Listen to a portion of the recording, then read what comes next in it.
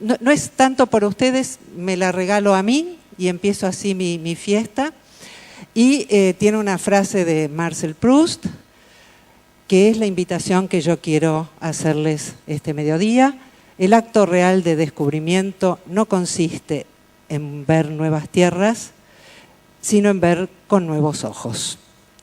Y la idea se trata de volver a repensarnos o volver a reencontrarnos con muchas cosas que pensamos muchas veces sobre la educación, pero que la vida cotidiana nos va dificultando en muchos casos, llevándonos por las urgencias y no por lo que es en muchos casos importante. Iba a empezar de otra manera, pero una de las cosas que comentamos con los organizadores, a quienes agradezco mucho esta oportunidad, es que es una de las muy, y tendría que decir otra vez, muy pocas oportunidades en donde los conferencistas se escuchan mutuamente. Venimos, escuchamos a los otros y también nos sentimos y disfrutamos de esta situación de aprendientes, porque no se puede ser docente si no es uno, sobre todo y fundamentalmente, por siempre un aprendiente. Y entonces una de las cosas que salieron ayer me encantaron y dije, no, voy a empezar con esta frase. Es una frase muy importante en mi vida de uno de mis filósofos preferidos, que es Spinoza, y dice, la alegría no es el premio a la virtud, es la virtud misma. Quiero hacer algunas aclaraciones. Esta alegría de Spinoza no es el contento bobalicón de fui a la montaña rusa y me la pasé genial. Es la propia potencia de existir, el deseo de hacer cosas, de producir a partir de lo que soy y de lo que puedo compartir con otros. Y esto tiene que ver mucho con lo que decía ayer Francesc en el debate de los incentivos. Creo que tenemos que tener mucho cuidado en cómo pensamos los incentivos. Para mí el incentivo central para la transformación de la educación es el deseo de aprender juntos. Ninguna zanahoria de ningún tipo puede reemplazar a esta posibilidad de que nosotros hagamos aquello que consideramos que vale la pena para vivir nosotros mismos. Y entonces, ahora sí, con esta atmósfera, me gustaría invitarlos a pensar el momento en que estamos viviendo. Mi idea central es que estamos atravesando una metamorfosis del conocimiento.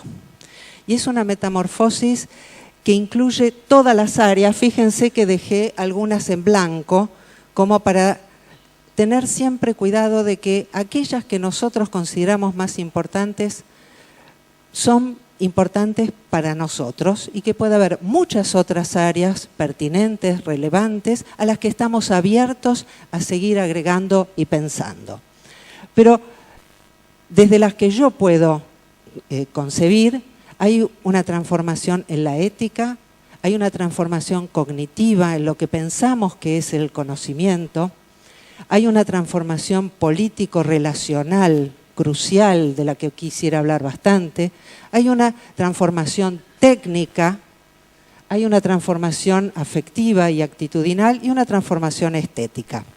Ahora bien, ninguna de ellas es independiente de la otra. No existe una estética sin ética, no existe una forma sin un contenido, no existe una tecnología que exista per sí, sino una tecnología que enlaza modos de vida. Voy a dar un ejemplo. Yo tuve la suerte de dictar hace muchos años un curso de filosofía de la tecnología, ¿no? Y esos cursos siempre son oportunidades para pensar muchísimas cosas, porque si hay algo que a mí me aburre es dar un curso con algo que ya sé. Dar un curso es la oportunidad de aprender muchas más cosas. No tirar a la basura lo que ya sabía, por supuesto. Y entonces trabajé sobre la imprenta. Y a lo largo de mi vida ese tema volvió de muchas formas distintas, pero la imprenta, que nosotros decimos fue inventada por Gutenberg, porque esta es una característica de la noción misma de historia de nuestra cultura, dato que encontramos y que es real, que está. Gutenberg hizo una imprenta tipos móviles, fue una transformación fundamental para que Occidente sea hoy lo que es, pero la verdad que los chinos ya tenían hace mucho. Y yo, además, bueno, les dijeron, soy bioquímica y estudié durante la dictadura. Y durante la dictadura yo ya vivía sola, etcétera, tenía poco dinero. Los libros, y a mí me gusta estudiar de libros, eran caros. Y estaban unas ediciones rusas geniales que la Unión Soviética vendía por precios muy módicos y todavía se podían conseguir. Entonces estudié libros rusos. Y todas las leyes, la ley de Boyle o la que ustedes quieran, la ley de Ohm, para los rusos tienen otros nombres, fueron inventadas por otras personas, ¿no? Y yo dije, bueno, no tenía tiempo, estaba estudiando bioquímica, pero dije, esto me lo guardo para recordarlo. Y tuvo mucha utilidad. La imprenta entre los chinos no generó ninguna revolución. No fue una tecnología revolucionaria, porque estaba adaptada al modelo de la burocracia china. La imprenta era algo que funcionaba dentro de la estructura burocrática de un gran imperio burocrático. La imprenta produjo una gran transformación en Occidente, no por su sola virtud tecnológica, y fíjense, muy específicamente digo, no por su sola virtud tecnológica, ella también importa, pero lo que fue fundamental es cómo influyó en la posibilidad de producir libros en una sociedad donde empezaba a haber gente que podía leerlos.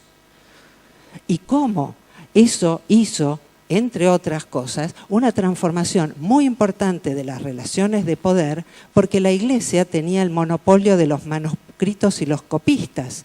En cambio, las imprentas fueron generosamente financiadas por los príncipes. De tal modo que si bien primero se imprimieron Biblias, luego se imprimieron todo tipo de libros que hacían a la construcción de otra cultura.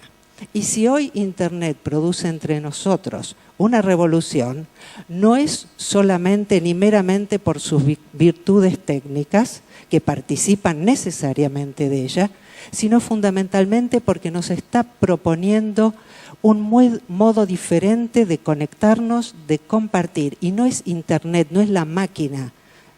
Hoy en día yo soy absolutamente defensora del software libre, de, como dijo también otro de los expositores, menos copyright y más right to copy, de encontrar otras formas de compartir. Soy una de las damnificadas de las editoriales que se quedan con gran parte de lo producido por los autores, entre toda la cadena de distribución, etcétera, que nos llega muy, muy poco, y realmente estaría encantada de que encontráramos otros modos de financiar y de darle al autor algo de lo que está produciendo. Pero también tenemos que cambiar la noción de autor, porque esto es lo que está produciendo Internet entre nosotros.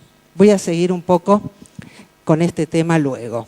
Entonces, viendo todas estas áreas donde estamos en crisis, en transformación o con dificultades, yo quisiera plantear algunos desafíos. El primero es cómo pasar de un conocimiento estático al saber como proceso. Hablar de un cambio educativo sin cuestionar nuestra noción de conocimiento es como hablar de un cambio arquitectónico sin pensar la arquitectura. Es absolutamente inconcebible y lamentablemente muchas veces lo hacemos. El segundo punto, cómo combinar los saberes establecidos con las innovaciones. No voy a decir ninguna novedad, hace décadas, yo ya era chica y soy bastante jovata, cuando se criticaba el conocimiento enciclopedista, tomamos los colegios, etcétera, etcétera, no es novedad, seguimos igual, seguimos exactamente igual. Pero yo quiero dar un ejemplo que comparto con unos cuantos pensadores que aprecio mucho, y es que esta crítica a la memoria, como todas las críticas que suelen hacerse desde los modelos modernistas, parece abarcarlo todo. Y entonces se dejó de enseñar poesía, de memorizar poesía en las escuelas. Una actividad maravillosa. Yo cuando escuchaba a todos los brillantes expositores que me precedieron, decía, hemos sido bendecidos y probablemente cada uno de nosotros muy naturalmente, gracias también seguramente al ambiente en el que vivimos, con la posibilidad de poder hablar, ¿no? De poder comunicarnos y contarles a ustedes las cosas que se nos ocurren. Y buena parte de esas habilidades, en mi caso por lo menos, yo sé que tuvo mucho que ver el aprendizaje de poesía de memoria. Porque aprender la poesía es una actividad muy importante en cuanto a la dicción, en cuanto al sentimiento, en cuanto a la posibilidad de concentrarse en los sentidos que esa poesía expresa. La poesía no es un texto, es un verso cantado. Vamos a profundizar porque esto es uno de los escenarios educativos que yo quiero presentarles. El próximo punto, cómo transitar el paso desde las perspectivas disciplinarias, que son individualistas y jerárquicas, a las redes fluidas. El saber colectivo. Varias personas a lo largo de estos días se han preguntado, ¿por qué? ¿Por qué no entra Internet a la escuela? ¿Por qué no lo usamos? Esto da igual si llevamos las netbooks, las notebooks, las pocket y lo que... Se usa poco, se usa muy poco y se usa muy poco para las actividades genuinamente educativas. Y uno de los elementos que coinciden para que esto sea así es que nosotros seguimos creyendo que el aprendizaje es un proceso individual y silencioso. ¿No? Incluso creemos, porque fuimos educados así, y en nuestras bibliotecas está prohibido hablar, que siempre fue así. Y realmente la lectura silenciosa es posterior al siglo XV. La lectura era generalmente una actividad colectiva. En ese sentido, Eric Havelock decía algo muy bonito. Cuando la musa aprendió a escribir, no dejó de cantar. No es que una tecnología viene a eliminar a las otras. Una tecnología provee un nuevo mundo, propone también transformaciones en los mundos existentes, algunas cosas quedan de lado, se produce lo que yo he llamado una reconfiguración, pero no una expulsión de los saberes que ya teníamos. Y tenemos que hacer todo esto sin morir en el intento. Este último punto, básicamente lo que dice es que yo también soy docente. Que hacer todo esto no es declararlo acá arriba, es construirlo allí en los grupos, en el día a día de la escuela.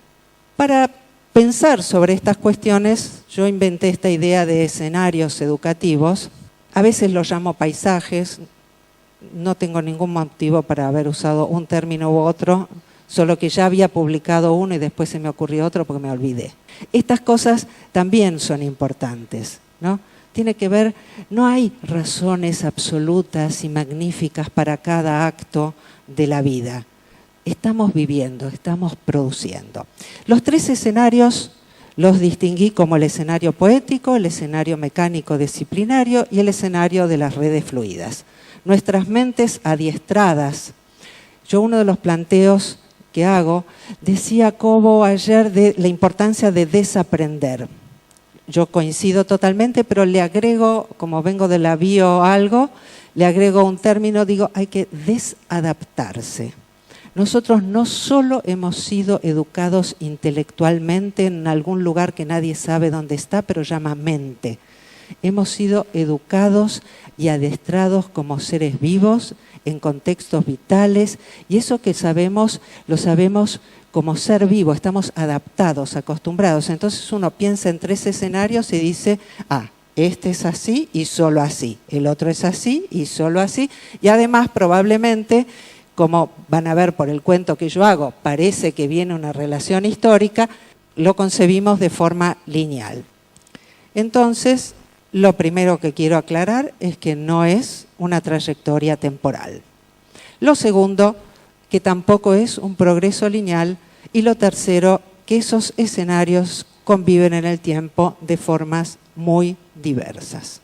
Para poder pensarlos, construí esta idea de una trama escenográfica. En cada uno de ellos voy a destacar, y esto es muy importante, no es que es todo lo que ocurre en un escenario, todo lo que ocurre en un escenario es infinito. Yo destaco algunos aspectos que yo soy capaz de pensar. La concepción del conocimiento, las tecnologías de la palabra y la comunicación, los estilos vinculares, los valores, los modos en que se institucionalizan las prácticas y las redes que las vinculan. Para mí es central considerar estas cosas en conjunto, por eso la idea de escenario, para impedir el proceso tipo Tupac Amaru que hace nuestra cultura. Entonces yo me ocupo del conocimiento, vos te ocupás del tema de las políticas, el otro se ocupa de la cuestión sociológica, y así podemos llegar a tener unas maravillosas escuelas donde no vaya nadie o donde todos se aburran, siguiendo esa idea maravillosa de Ignacio Leukovich de la pedagogía del aburrido.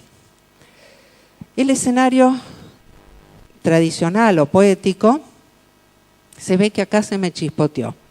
Debería haberlo arreglado. Eso es otra cosa interesante. Uno puede seguir aprendiendo aún acá arriba. Escenario poético.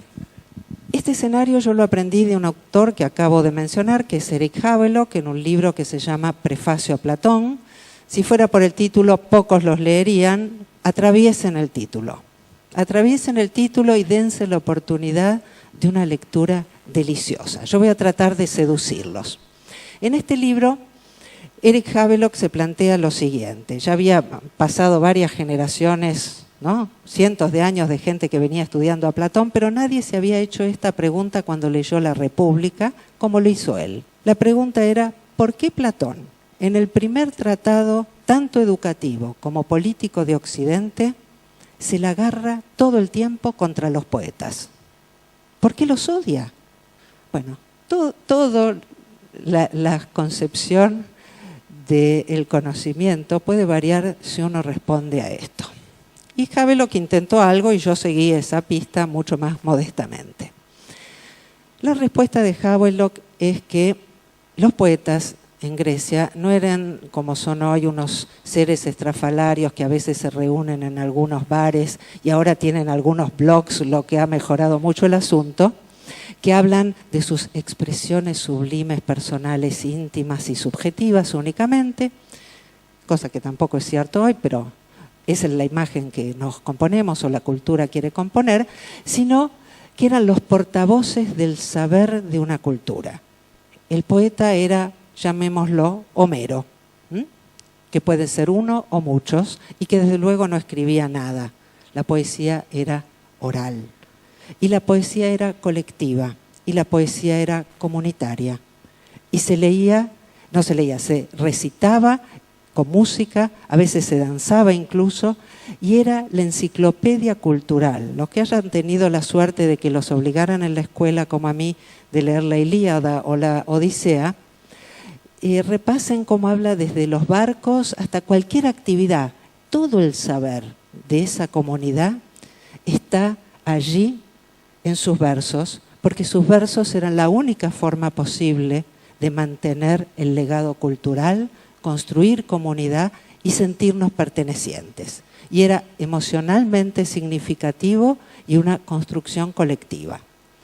Platón ya es el autor de la escritura, el autor que se distancia, el autor que se diferencia como autoridad, ¿no? El filósofo superior que tiene la verdad y nosotros que son como esclavos allí en la caverna.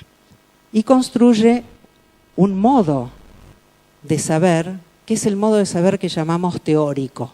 Teóricos eran los que miraban las Olimpiadas, los espectadores, el que está de afuera y no está comprometido ni corporal ni emocionalmente.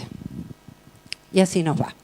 Siguiendo esta ruta, nuestra cultura, o retomando esta ruta, porque hacemos como si no hubieran existido muchísimas cosas en la historia, y decimos, hubo un periodo oscuro, generalmente es la parte más aburrida del colegio. Yo tuve una suerte, una tecnología extraordinaria, quiero compartir esto. Mi profesora de medieval era casi ciega y una diosa hablando. Con lo cual, en las pruebas nos copiábamos todo. Muy argentino, muy real, no me avergüenza siquiera, así somos. Nos copiábamos todo. Pero en la clase estábamos todos allí maravillados. Todavía guardo el libro magnífico de Francisco Romero. Mis hijas han estudiado con él y una está en camino a ser una medievalista, si no lo es ya. Esa mujer supo transmitir un amor, un interés y un valor que es la tecnología fundamental que tenemos todos para transformar la educación. Y su tecnología fue ser ciega a la estupidez, ser ciega a preocuparse o no, porque ella sabía que nos copiábamos, y no le importó nunca nada. Y entonces, a partir de esa tecnología, ella pudo construir muchas cosas. En cambio, nuestra escuela, la escuela moderna, se va construyendo en un escenario mecanicista, donde ya el modelo no solo es el de la escritura y el distanciamiento teórico, sino el modelo de los sistemas de referencia mecanizados. Siempre nos dicen, y sobre todo las películas han hecho mucho por esta creencia, que la primera industria masiva de Occidente fue el telar, ¿sí? Creo que la mayoría debe haber escuchado esto. Pero si miran las fechas, la imprenta es bastante anterior y es una tecnología de producción masiva. Y no solo es una tecnología de producción masiva, sino que produce masivamente lo que llamamos sistemas de referencia, es decir, un proceso de estandarización cognitivo. Y entonces el saber se determina solamente a partir de lo que las usinas de producción de los sistemas de referencia consideran saber y se desvaloriza todo aquello que estas usinas no consideran importante o valioso. Las usinas, no hay que decirlo, pero como yo soy una pesada lo voy a hacer, están por supuesto en Europa y no están en toda Europa, sino que pertenecen a las élites de poder europeos que van determinando qué es lo que es saber y qué es lo que es ser culto en nuestro mundo. Ese mundo además está dividido completamente en sistemas desacoplados. Nosotros podemos decir que este escenario mecanicista, yo podría agregarle también, podría corregir para la próxima, la suerte están filmando, así lo voy a hacer, mecánico disciplinario. Vamos a dividir todo en compartimentos estancos desde una noción de disciplina que incluye cada uno de estos compartimentos del saber, pero también el estilo general con que nosotros concebimos el aprendizaje. De más está decir que disciplina es el látigo con el cual se flagelan los creyentes. Quien tomó ese nombre sabía bien lo que hacía. Porque de este modo, el saber, en vez de ser un derecho y un placer, se convierte en una obligación. Y entonces el tercer escenario es el que yo he llamado universo en red.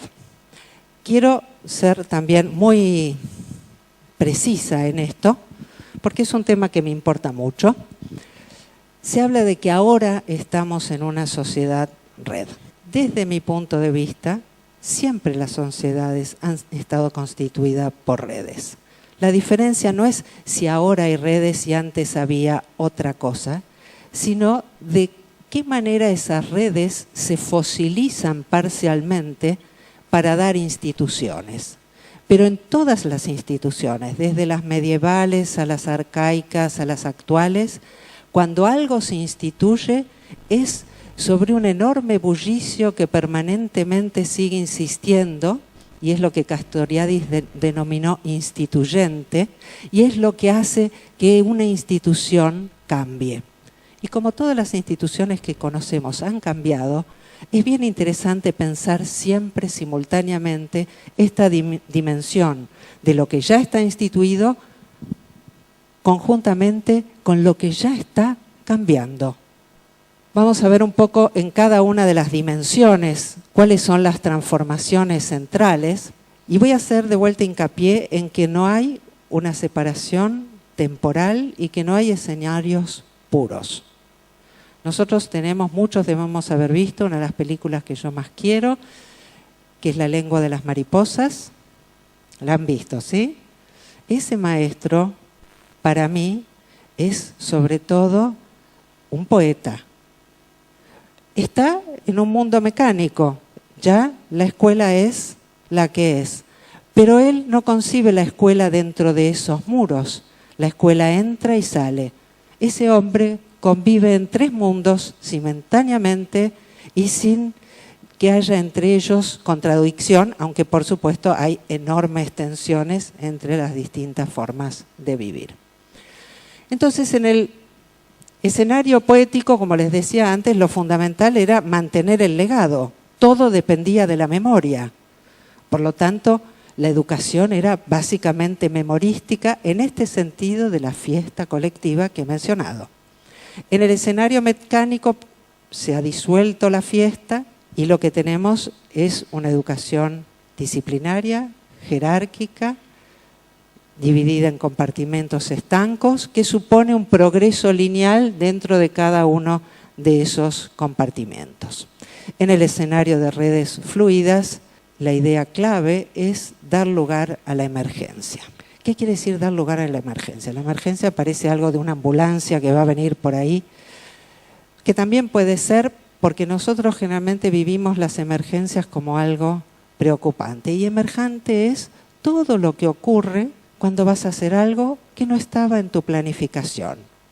La escuela mecánica es la escuela que ha sacralizado la planificación, que ha puesto su foco únicamente en los papeles y en los currículums, que no estoy diciendo ni que estén mal ni que estén bien, creo que eso ya es secundario. Lo que preocupa es que una vez sacralizados no hay lugar para la vida.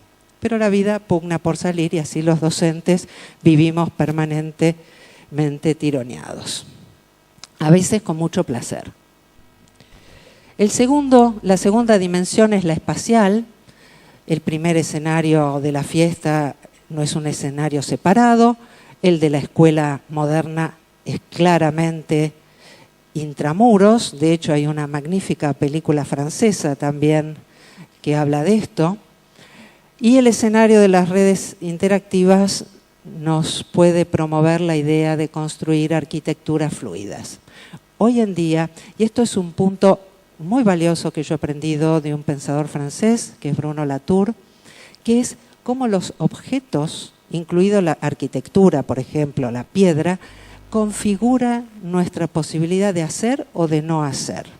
El espacio educativo, la forma en que, fíjense qué diferente lo que hicieron hace un rato allá y lo que está ocurriendo ahora acá.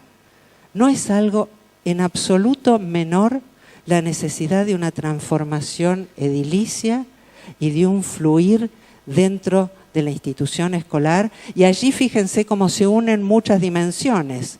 No sé si sigue haciéndose así, pero hasta hace un tiempo, cada vez que queríamos hacer algo innovador, resulta que los chicos no pueden salir de la escuela porque el seguro, por lo que miles de cosas, que la directora es la responsable, etcétera. Cuando hablamos de políticas públicas, yo creo que más que preocuparse tanto de reformas educativas que para quedar geniales y creer que en ellos han cambiado la educación, podrían ocuparse del día a día y podríamos ocuparnos nosotros como neociudadanos, como ciudadanos que no solo votamos una vez cada 4 años, sino que construimos nuestra comunidad, podríamos ocuparnos de decir, esto hay que cambiarlo. Necesitamos salir de las escuelas, necesitamos dejar que entren en las escuelas, necesitamos construir otros modos de seguridad en las escuelas. Entonces, tenemos un trabajo central en relación a la arquitectura. Necesitamos centrar todos los trastos, que es otro cambio central de la arquitectura, y necesitamos cambiar el aula, pero no solo, porque a veces hacemos trampa, ¿no? Los ponemos en círculo y decimos eso ya es democrático, ya. El círculo, sobre todo los psicólogos sociales adoran, son los adoradores del círculo. Yo he trabajado mucho con ellos, saben que los quiero, pero tenemos que dejar esta tontería de lado. No es si círculo o si cualquier otra cosa, sino si construimos un espacio del compartir, que es el núcleo de la gran transformación que nosotros podemos establecer. La dimensión comunicativa, pasamos de la oralidad a la imprenta y a las tecnologías multimodales. el cambio, el hecho de que se hable de tecnologías de la palabra, tal vez todos no conozcan este término, pero es un programa de investigación mundial que se inicia en los 60, ¿no? 62 a partir aproximadamente, y que nos muestra hasta qué punto la palabra es una tecnología. Cuando yo di aquel curso de filosofía de la tecnología, lo primero que me puse a estudiar, digo, a ver las primeras tecnologías. Empecé a ver qué había. Por ejemplo, hablaban de la respiración como tecnología. La respiración es una tecnología poderosísima. Pregúntenle a un yogui, por ejemplo, ¿qué es lo que ocurre cuando nosotros trabajamos con la respiración? Los modos de correr, el lápiz y el papel son tecnologías. No tenemos una tecnología. La vida humana está relacionada desde siempre y para siempre con nuestra capacidad de trabajar con objetos y extender nuestra potencia y ser modificados por ellos. La dimensión ética. Desde mi ética estética, para mí es la más importante, porque muchos de los cambios de los que estamos hablando tienen dificultades porque es en la dimensión ética donde más nos cuesta el cambio. En el primer escenario hablamos de una pertenencia comunitaria, pero en el segundo hablamos de una socialización estandarizada y a priori. Nosotros hablamos del cambio, voy a hablar por ejemplo de la universidad. Pruebas estandarizadas terminan siendo las que otorgan valor y validez a los conocimientos. El cambio en los modelos de evaluación, en los modelos de producción de saber, en el reconocimiento de los saberes locales que son parte de lo global. No hay una cosa que es lo global que está allá afuera y lo local que está vaya a saber dónde. Eso que llamamos global es la red de todas las localidades.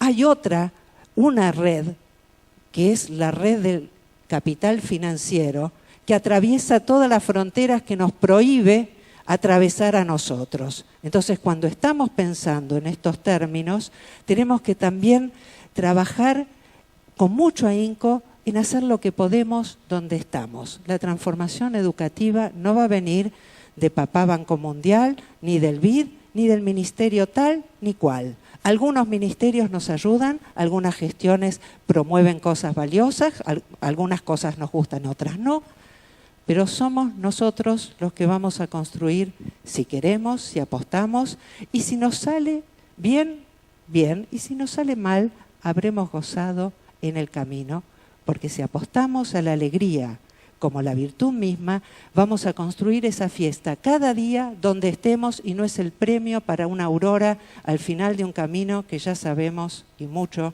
en toda América Latina cómo termina. La idea es cómo pasar de esta concepción estática y aislada del ser, esta idea de que el conocimiento es un proceso individual que puede acumularse, que puede crecer, que no debe ser compartido. Insistieron todos los ponentes, yo también, porque es un punto clave, esa situación absurda que es el examen en nuestro sistema educativo en todos los niveles donde se da, que es la única situación de vida de cualquier persona de nuestra cultura donde para aprender algo no puede preguntarle nada a nadie, no puede usar ningún instrumento habitual en la construcción de saber, tiene que estar completamente aislado y callado. Una de mis peores experiencias es que no me dejaron ir al baño. A veces te pasa, pues, que quieres ir al baño en la mitad. Y eso tampoco se puede, no cuento el terrible final, no me hice pis, pero fue horrible igual. Entonces, ¿por qué hago esto énfasis si todo el mundo ya lo hizo? Porque este ejemplo es el paradigma de lo que nosotros hemos construido como modelo educativo. Si nosotros no cambiamos el modo de evaluar, nosotros no vamos a cambiar la educación. Entonces, yo participé en un proyecto magnífico en la provincia de Santa Fe de transformación de la escuela secundaria, que hicimos muchísimas cosas, realmente profundamente valiosas y transformadoras. pero nos peleamos al momento de definir cómo se iba a evaluar a los representantes y yo tuve que renunciar porque no estaba dispuesta a evaluar un proceso transformador con un cuestionario pautado, cuando además habíamos trabajado permanentemente en bitácoras que daba cuenta de qué íbamos haciendo y qué íbamos aprendiendo y cómo lo íbamos compartiendo. Y en este sentido yo creo que es un lugar crucial porque no nos va a pasar una, nos va a pasar muchas veces. Cómo en el mientras vamos pensando cómo hacemos para evaluar, cómo hacemos para que aparezcan ciertas cosas en los papeles que tienen que aparecer mientras nosotros seguimos pensando, trabajando y produciendo de otras maneras. Un videíto ahora. Es un video que tomé de un foro. Ahora les voy a contar de ese foro, háganme acordar.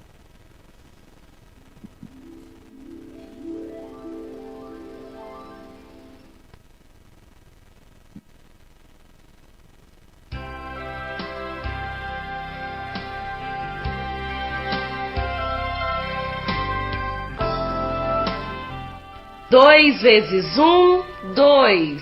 2 vezes 2, 4. 2 vezes 3, 6. 2 vezes 4, 8. 2 vezes 5, 10. 2 vezes 6, 12. 2 vezes 7, 14. 2 vezes 8, 16. 2 vezes 9, 18. 2 vezes 10, 20.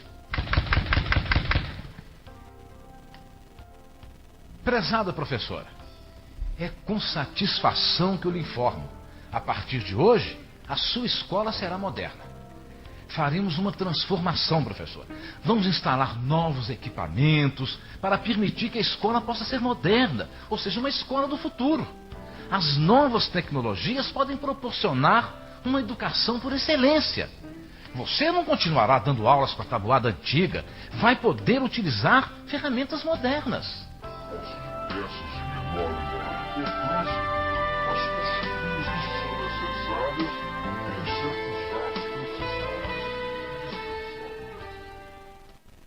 All systems operational.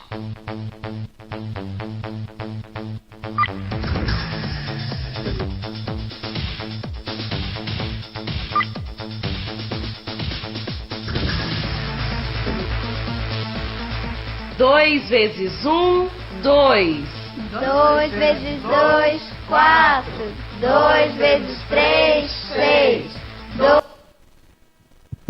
Este video yo lo recibí en un foro de un proyecto en el que vengo trabajando hace un par de años, que es un proyecto de acompañamiento virtual a docentes aquí en la Argentina, que promueve el Infod, y que básicamente la idea de acompañamiento no es que los que lo promovemos acompañamos, sino que entre todos nos acompañamos a pensar nuestra tarea educativa.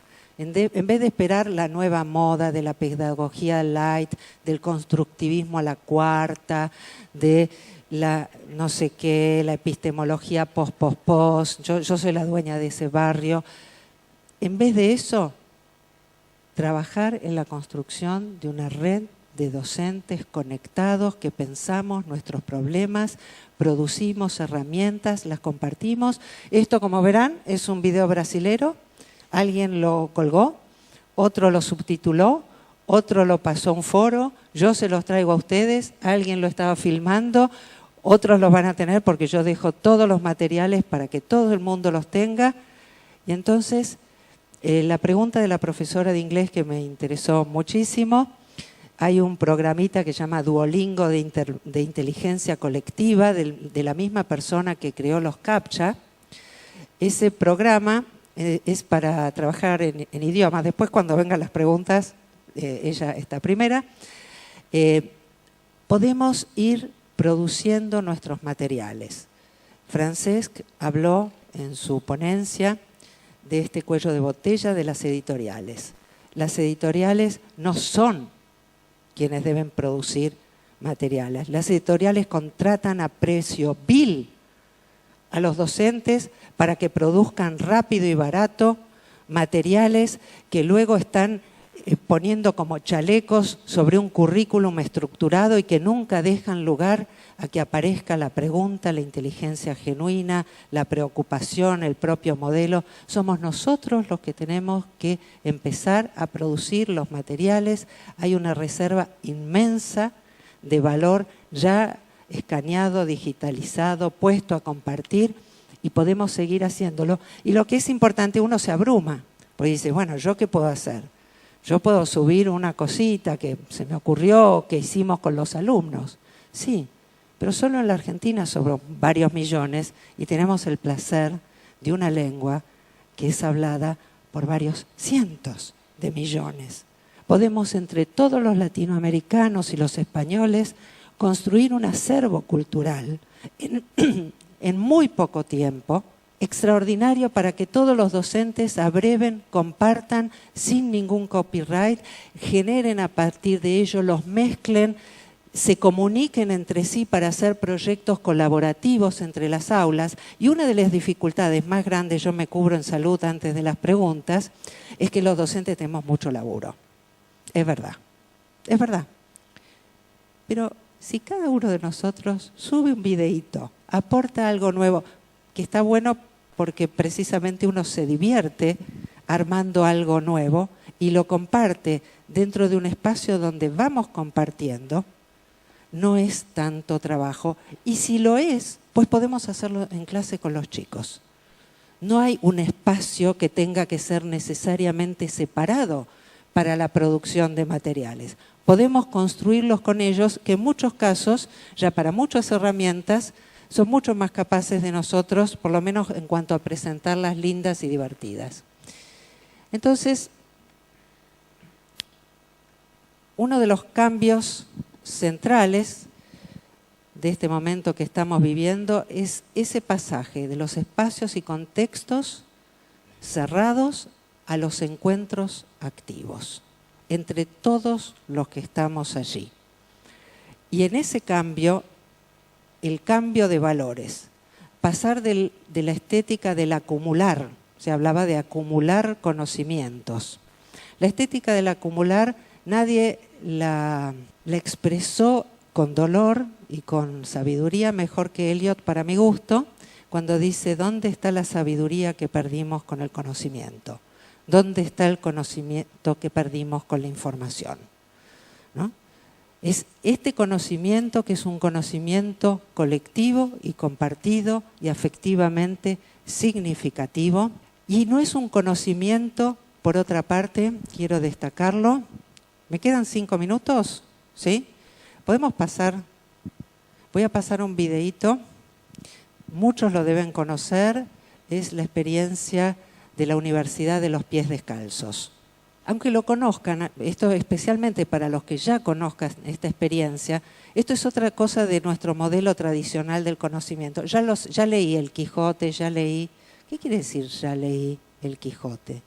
Yo puedo leer 70 veces un libro y aprender cosas nuevas. Así que a los que ya vieron este video, conectémonos desde otro... 4:17 es una gotita antes. Redefined professionalism.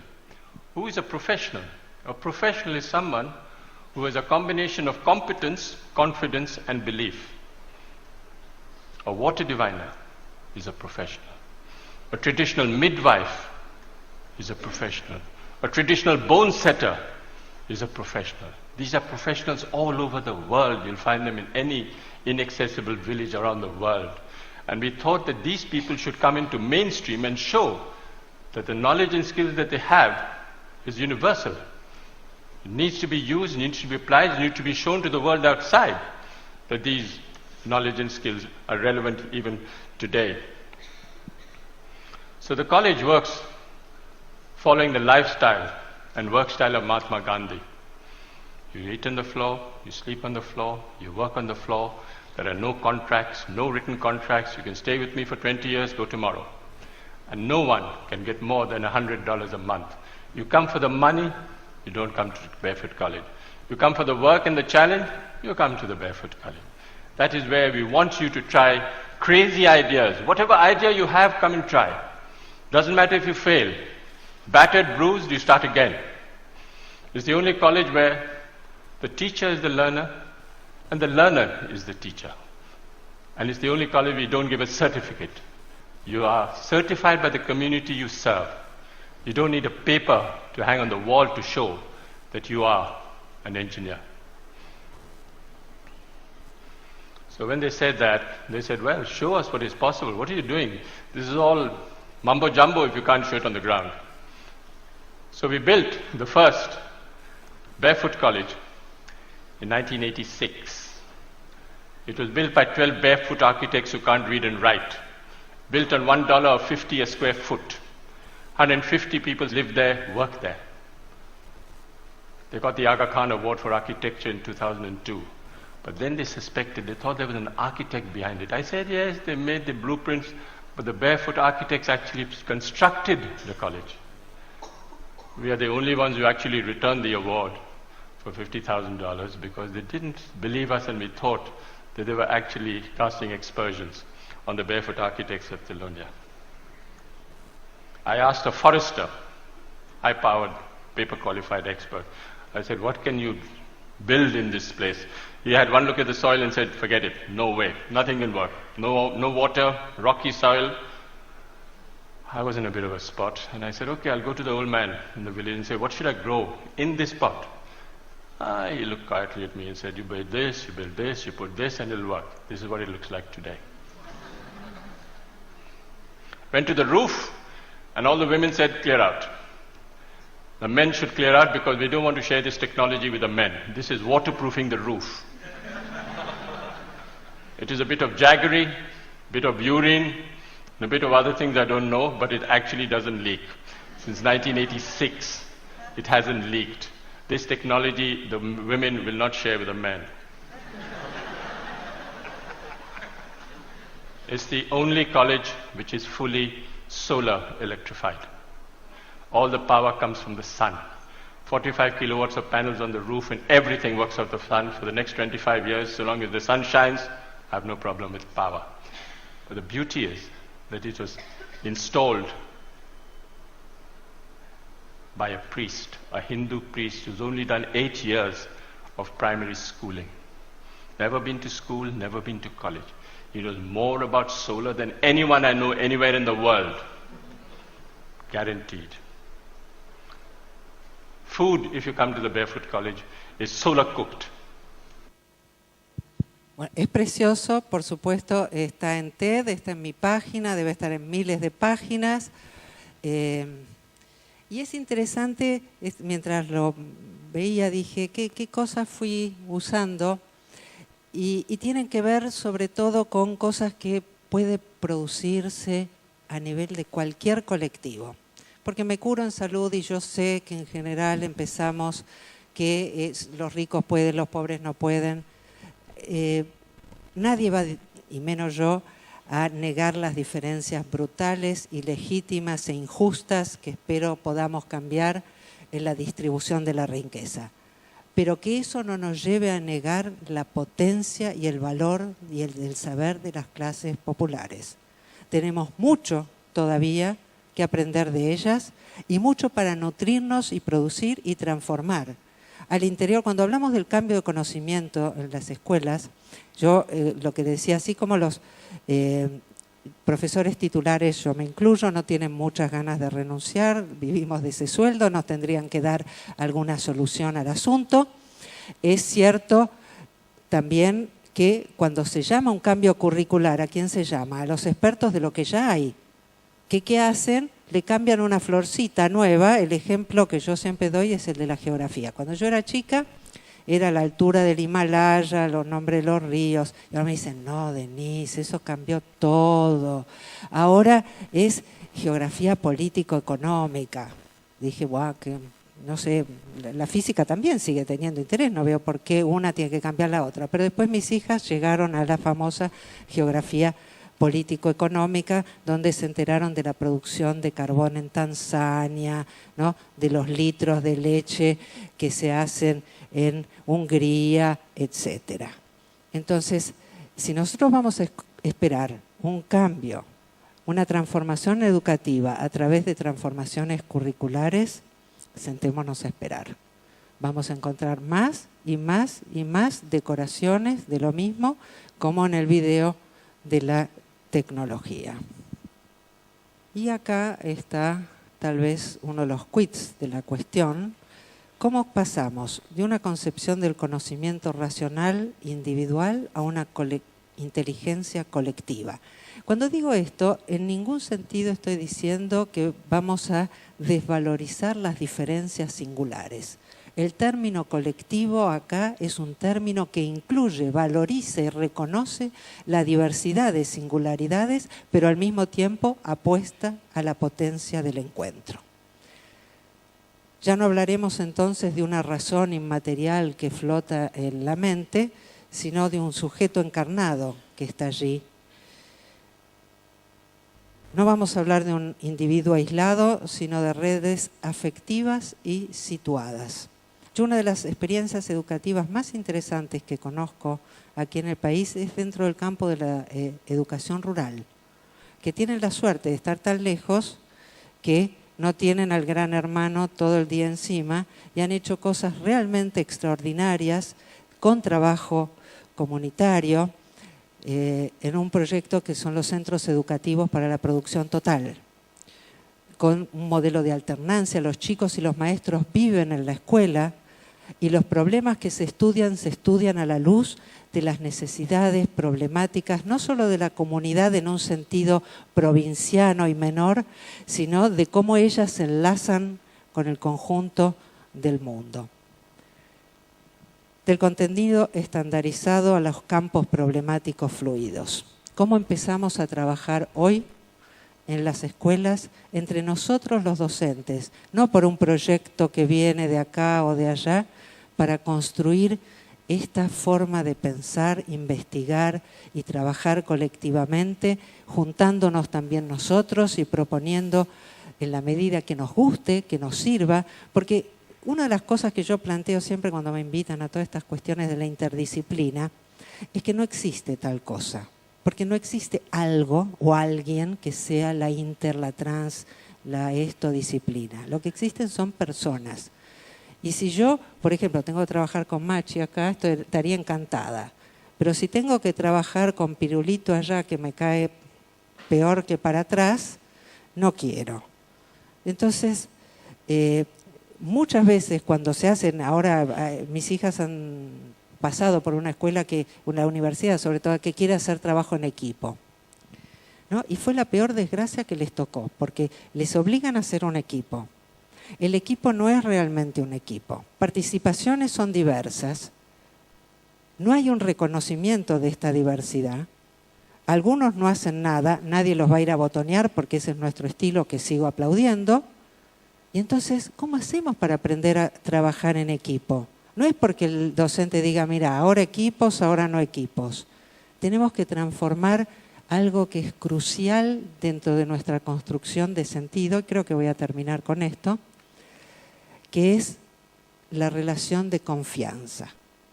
Toda nuestra institución educativa, todo este modelo individualista y jerárquico está basado estructuralmente en la anulación de la confianza y su sustitución por un modelo estandarizado, objetivista, que dice qué es la verdad y qué no es la verdad. Y de eso nos separamos radicalmente de lo que son las posibilidades de evaluación de los procesos de aprendizaje y de la construcción de esos colectivos. Entonces, una transformación de una educación basada en la competencia y la paranoia. Competencia entre todos los estudiantes y paranoia del docente, que tema 1, tema 5, tema 8. ¿No? Con esto no digo que no importe nada, ¿no? Importan muchas cosas. Yo soy profesora, en la universidad estoy incluso en un doctorado hace muchísimos años, doy mis trabajos a mis alumnos con consignas muy amplias, pero que tienen que hacer, pero después me encuentro a veces que algunos se los bajan de internet. Y esto me enoja tremendamente, porque viola justamente un encuentro que fue construido sobre la confianza. Pero que a veces alguien violente la confianza no quiere decir que ésta debe ser reemplazada o que pueda siquiera ser reemplazada por un sistema que va a evaluar una supuesta verdad absoluta que finalmente termina siendo de nuestros niños repetidores de tablas, repetidores de textos, porque eso es lo que puede evaluarse objetivamente.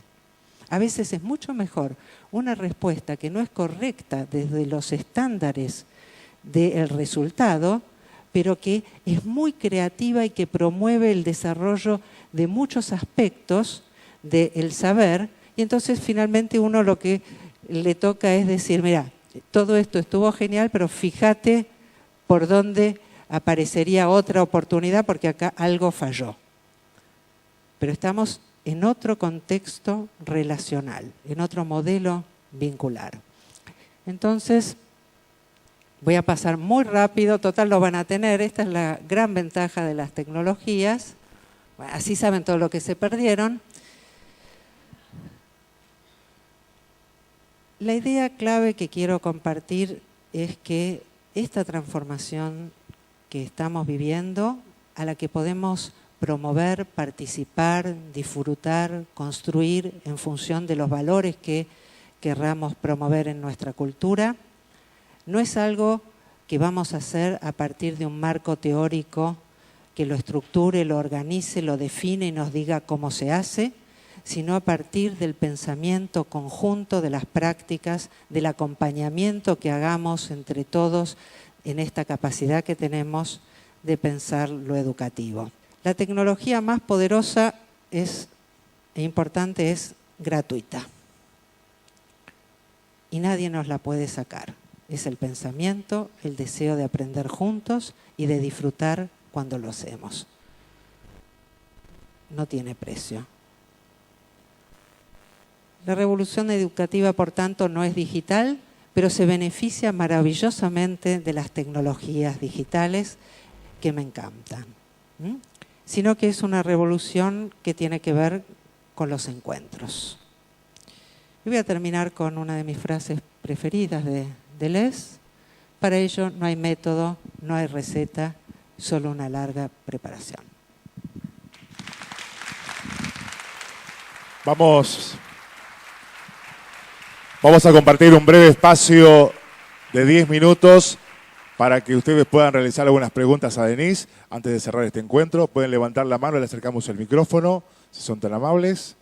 Allá al fondo vamos a empezar, en el fondo del salón. Aprovechamos a Denise 5 minutos más y vamos a ir clausurando ya este encuentro con la recta final. ¿Acá sobre qué sector? Después. Bien. Sí, tu pregunta, adelante. Perdón. No, solo quería aclararle a Denise que justamente lo que yo me dedico es profesora de portugués, que justamente tenemos mucho menos material a disposición de lo que sería cualquier otro profesor de inglés, que en general sé que tienen más material. Entonces, esa fue la pregunta anterior al otro profesor. Igual creo, no estoy segurísima, pero fíjate si Duolingo no tiene ya portugués y conectar con la red de profesores brasileros. O pedime, a ver si yo te conecto con ellos para hacerlo. Bueno, vamos con la siguiente pregunta, ya en el fondo del salón. Adelante, por favor, buen día. Chao, buenas tardes. Buenos días, María Sartori de Luján. Le quería, solamente aportar, por la misma inquietud que usted planteó, Denise, que estoy a disposición de que necesite información, porque en Conectar Igualdad hay de todos los espacios, para escuela secundaria, obviamente, pero además tengo otros sitios de internet. Así que el que quiera, nos vemos después del cierre y le doy mi correo electrónico. Hay muchísimo, muchísimo material. Gracias. Bueno, muy bien. ¿Alguna pregunta más? Levanten la mano, por favor. Le acercamos el micrófono. Yo en realidad quiero agradecer este final de Denise, que me parece que da cuenta de este fluir del deseo, y quiero aportar un poema de Quasimodo, donde lo maravilloso está en un simple conector. Si no, podría ser un poema más allá, un poema más. Sin embargo, ese conector instala la idea de la fugacidad y simplemente lo quería transmitir porque Denise habló del deseo y de la poesía. Cada uno está solo en el corazón de la tierra, atravesado por un rayo de sol, y de pronto anochece. En ese de pronto, un conector, dos palabritas, está concentrada toda una potencia de la fugacidad en relación con la vida y la muerte. Gracias, Denise. Muy bien, creo que acá adelante vamos a hacer las últimas 2 preguntas. Hola, buenas tardes, Denise, soy Cristina. Algo comenté ayer cuando fui una de las primeras que estuvo preguntando. Es tan importante todo lo que vos decís y a mí esto último de cuando uno tiene que romper con este statu quo que viene de todos los lados, es tan difícil porque nosotros con nuestra escuela nos atrevimos a hacer una escuela y donársela a la comunidad y que siga funcionando interactivamente entre docentes, padres y alumnos. En el 86 nos atrevimos a mezclar alumnos de distintas edades porque creíamos que los conocimientos de unos eran importantes para los otros e hicimos unas redes cuando todavía ni siquiera teníamos una computadora en el aula. Pero bueno, vinieron los de arriba y nos dijeron, no, basta, esto no puede existir. Estuvimos casi 7 años con esta experiencia. Y lo único que nos dijeron, nos permitían hacer una experiencia esporádica. Cuando uno empieza a establecer este tipo de redes, no pueden ser esporádicas. Ya se quedó enganchado en eso. No puede hacer una vez por mes o cada 2 meses. Entonces después vienen las inspectoras, no, esto no se puede. Vienen los superiores, no, esto no se puede. Vino la currícula, a ver cuál fue, la penúltima creo, no la última, y no se pudo más. Y entonces es maravilloso todo lo que nosotros estamos compartiendo acá, pero ¿quién hace o quién convence o desde qué lugar se hace que haya mayor flexibilidad también hacia todos nuestros superiores? Gracias. Varias cosas me trae lo tuyo. Por un lado, en esta cuestión de la linealidad, yo creo que una de las cosas que a nosotros nos cuesta, nos duele, es ver que algunas experiencias positivas, valiosas, que nos gustan mucho, tienen un tiempo y se agotan o las agotan por distintos motivos. Pero la verdad es que si vos mirás en tu vida y en la vida de cualquiera y uno mira la historia, miles de veces pasa que algo surge un poquito, probablemente los procesos, la idea de revolución que tenemos, lo voy a decir cómo me sale, es idiota. Creemos que la revolución es la toma de la Bastilla. Hubo varios siglos de un proceso de transformación, del cual la toma de la Bastilla es un mero detalle insignificante. En esos procesos de transformación, miles de veces suben y bajan las posibilidades. Pero ¿quién te quita lo bailado? Punto 1. ¿No? Si estamos apostando a la alegría, a la vivencia, y luego seguiremos intentando, porque es precisamente lo que nos va. Entonces, en este sentido yo creo que pensar esta transformación tiene muchos lugares y niveles diferentes, ¿no? Y que adquiere realmente relevancia cuando nos damos cuenta de cómo se va produciendo. En un momento le preguntaron a Max Planck, uno de los padres de la física cuántica, le dice cómo hicieron para convencer al resto de los físicos para el cambio de paradigma. Y Max Planck, un viejito muy, muy divertido, los miró y les dijo, no hay ningún problema, los viejos se mueren. Si esta transformación tiene que ver con lo que nuestra sociedad quiere construir realmente. Si hay una apuesta, digamos, somos miles en el mundo, yo pertenezco a muchas listas donde compartimos libros, saberes, ideas, videos y todo tipo de cosas. Y uno dice, ¿cómo hay tanta gente que pasa tantas horas escaneando, buscando, subiendo, compartiendo, lo sacan de un lado, lo ponen en el otro y vuelve y vuelve? Esto también hay que verlo. Sí, cerraron Megaupload, cerraron, para mí mucho peor, Library New, que era la mejor biblioteca que primero se llamó Gigapedia, académica, la cerraron. Y bueno, ¿qué está pasando? Pues los servidores están pasando a Rusia. Es muy gracioso, porque vos entras en las páginas y hay caracteres cirílicos. Te cuesta un poco, es verdad. Pero hay traducción al inglés que funciona mazo, pero es solo cuestión de cómo la red va restituyendo esta potencia del deseo colectivo y ver si este deseo colectivo tiene la oportunidad de atravesar estas barreras. No hay garantías en la vida, pero uno puede apostar a lo que cree, ¿no? En vez de decir, ya que no hay garantías, apuesto a cualquier otra cosa. Muy bien, creo que no hay más preguntas. Fuerte el aplauso para Denise Nasmanovich. Gracias por su aporte, por sus conocimientos en este Encuentro Internacional de Educación 2012-2013. Vamos a invitar a Alejandrina Delía, que va a dar sus palabras de clausura. Antes queremos comunicarles que están invitados, luego del cierre, a un cóctel. Y por supuesto, luego en planta baja, en la zona de acreditaciones, van a poder retirar los presenciales que han tenido ustedes aquí durante este encuentro. Bueno, Alejandrina, buen día. Buen día. Bueno, simplemente en nombre de Fundación Telefónica, agradecerles a todos por haber compartido con nosotros estas 2 jornadas. A los invitados, a nuestros ponentes, ha sido un lujo tenerlos con nosotros. Ha sido un lujo cómo se han acercado el público, cómo han compartido con nosotros, cómo nos han enseñado, cómo hemos aprendido entre todos, y esto es lo que nosotros queríamos lograr.